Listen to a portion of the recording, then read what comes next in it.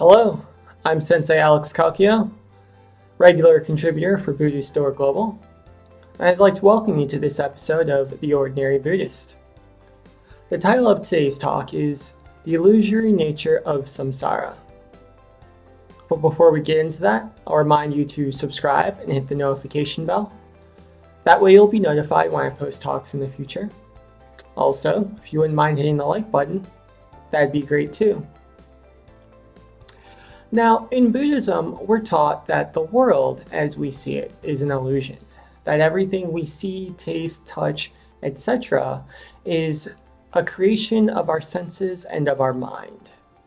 And in the fire sermon, Buddha describes the nature of reality by saying the world is on fire and that our suffering comes because we try to grab onto those flames, meaning we want things to be permanent.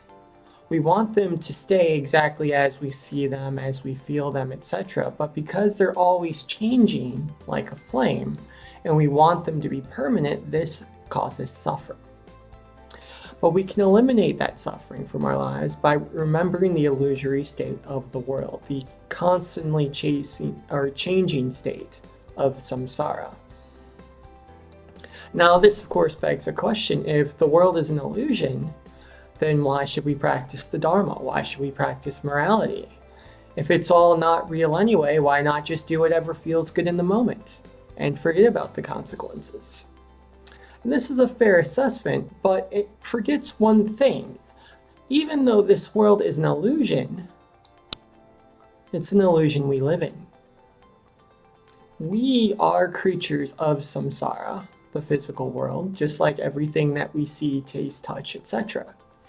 So whether or not it's real, it feels very real to us. If you touch a hot stove, for example, knowledge that the stove is an illusion doesn't stop your hand from burning, doesn't stop you from feeling pain. So whether the stove is an illusion or not, it's a good idea to not touch a hot stove. One way to think of this would be a child watching a scary movie.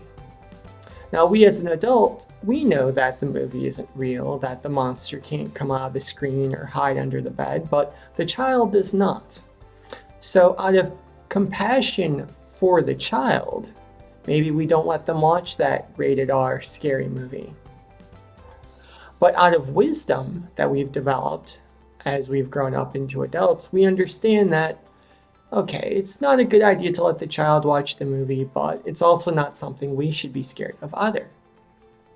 So here we have the practices of wisdom and compassion that allow us to live freely in samsara. We have the wisdom to allow us to understand samsara is an illusion, but we have the compassion to know that samsara, the physical world, feels real to us. So we should act as if it is real, even though it's not. And we move back and forth between these things, between wisdom and compassion as needed in order to make life easier for ourselves and others.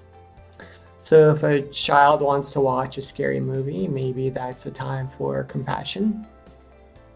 And if we get really, really upset about something we see on the news, maybe that's time for wisdom, to remind ourselves that none of that's real anyway.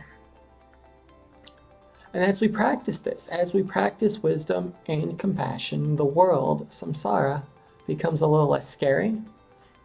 We're able to move through it more freely.